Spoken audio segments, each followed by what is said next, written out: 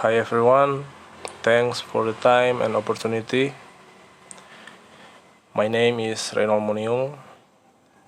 I am from the PTMA class. I will present about how the valve works in engine.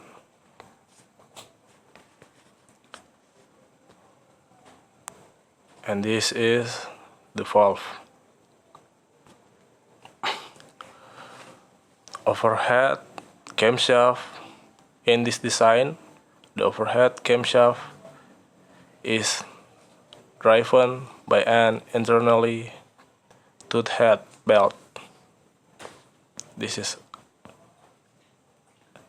a belt.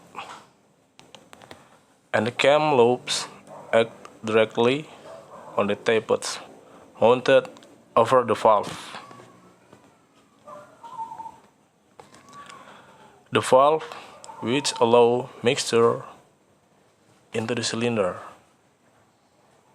is the inlet valve.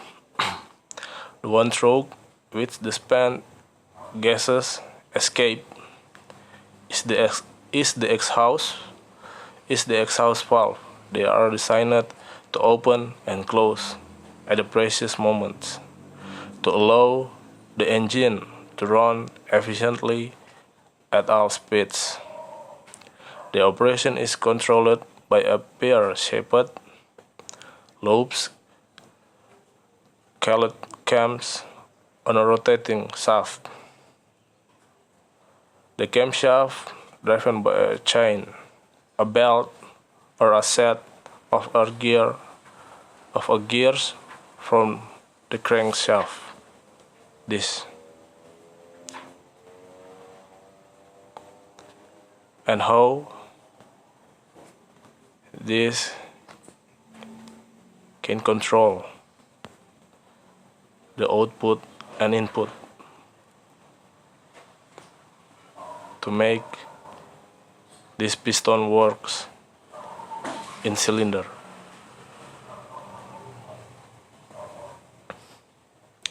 The operation is controlled by pear-shaped loops called cams.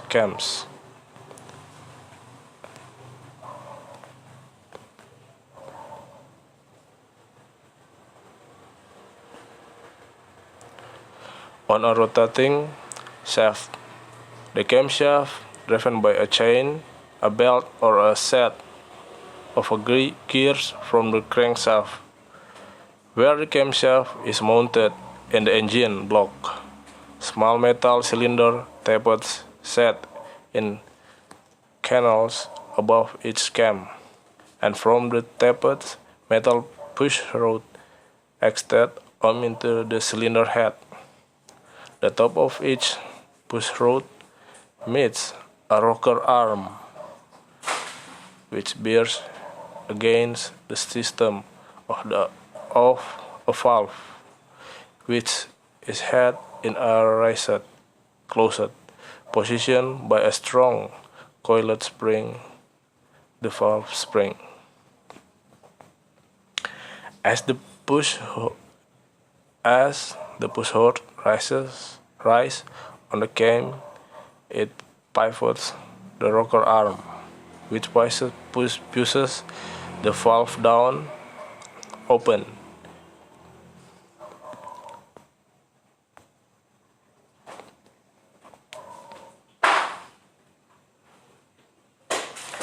Against the pressure of its spring. As the cam lobe rotates further, the valve spring acts to close the valve.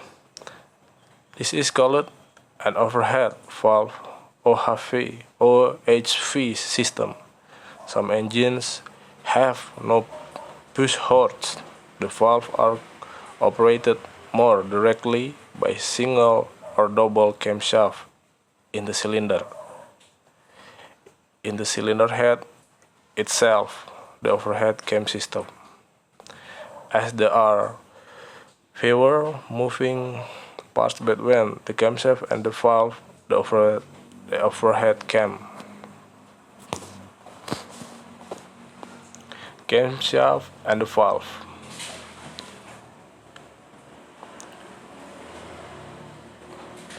This is a camshaft, and this is the valve. The overhead cam (OHC) method is more efficient and produces more power for a given engine capacity than an engine with push rods, because it can operate at high speed. With either system, there must be some free play in the operating gear, so the valve can still close completely when parts have expanded stroke head. A preset gap tapered clearance is essential between the valve system and the rocker arm or cam to allow for expansion. Tapered clearance vary widely on different cars, and fault adjustment can have serious effect. If the gap is too large, the valve open late and close early, reducing power and increasing engine noise. Too small a clearance prevents the valve from closing properly with a consequent loss of compression.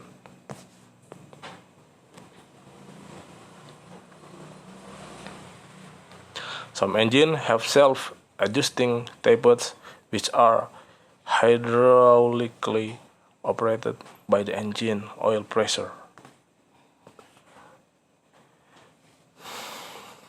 Camshaft with push rods. Camshaft with push rods. When the camshaft is mounted in the engine block, long push rods operate the rocker arms, which in turn open the valve. Overhead valve system is the less efficient than an overhead camshaft because the number of moving parts limits the speed at which the engine can run safely. The overhead valve system (OHV) system operated by push rods has the crankshaft adjacent and parallel to the crankshaft in the cylinder block.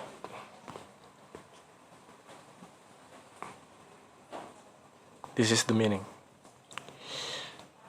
As the crankshaft rotates, its valve is opened by means of a tapered push rod and rocker arm.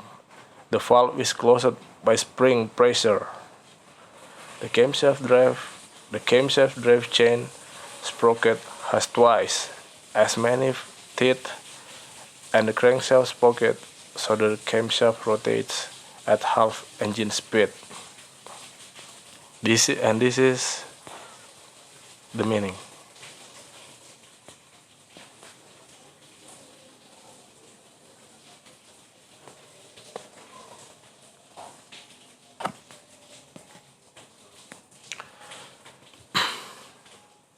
Engine with overhead camshaft. Finger operated OHC. In some design, the cams act directly on short levers, colored fingers.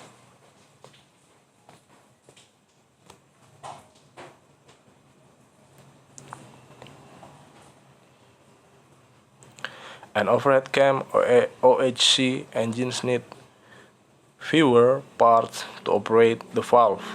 The cam acts directly on bucket tappets or on short levers known as fingers, which in turn directly on the valve stems. The system dispenses with the extra weight and mechanical complexity of push rods and rocker arms. A long chain is frequently used to drive the camshaft from a sprocket on the crankshaft, but such a long chain tends to whip. The problem is overcome in some designs by fitting intermediate sprockets and too short drive chains. Keep under tension.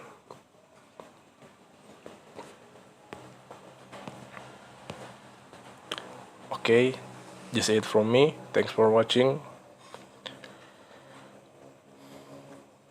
See you. God bless you all.